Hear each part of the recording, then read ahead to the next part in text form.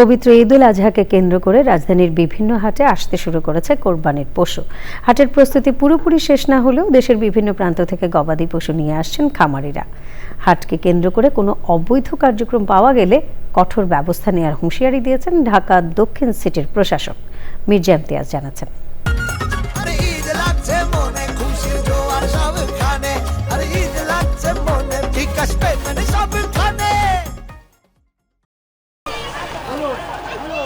রাজধানীর বিভিন্ন কুরবানির পশুর হাটে এখন ব্যস্ত সময়। কোথাও চলছে ছাউনি ও অবকাঠামো নির্মাণ কাজ, কোনো হাটে আসছে কুরবানির পশু।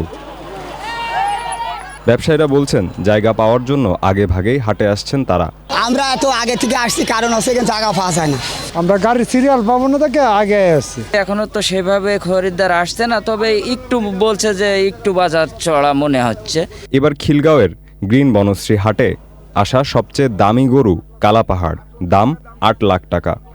অতিরিক্ত বড়, দর্শনদারি, তারপরে রংটা অতিরিক্ত কালো, মানে এর ভিতরে আর কোনো রং মিক্সচার নাই, এই জন্যই কালো পাহাড়। পাইকারদের গরু বিক্রি করার পর তাদের যে টাকাটা, তাদের পরিশ্রমের টাকাটা যাতে তারা সুন্দর মতো চেক করে নিতে পারে, সেদিক থেকে আমাদের সর্বোচ্চ ব্যবস্থা আমরা করছি। তেজগাঁও পশুর হাটের ব্যবস্থাপনা নিয়ে আয়োজক বলছেন, ক্রেতা ও বিক্রেতাদের কথা মাথায় রেখে এবারের ব্যবস্থাপনা আরও সুশৃঙ্খল করা হয়েছে। গরুর র্যাম্প শো করার মতন একটা আয়োজন আমরা করেছি, যেটা বাংলাদেশে প্রথম হতে যাচ্ছে। এটা এর আগে কখনো কোনো পশুর হাটে হয়নি। নিজস্ব ব্যবস্থাপনায় ভলান্টিয়ার ছাড়াও কিছু গোয়েন্দা কার্যক্রম পরিচালনা করতেছি, যাতে কোনো ধরনের কোনো অপ্রীতিকর ঘটনা না ঘটে। কুরবানির পশুর হাটকে কেন্দ্র করে অনিয়ম ও বিশৃঙ্খলা কঠোরভাবে মোকাবেলা করার কথা জানিয়েছেন ঢাকা দক্ষিণ সিটি কর্পোরেশনের প্রশাসক।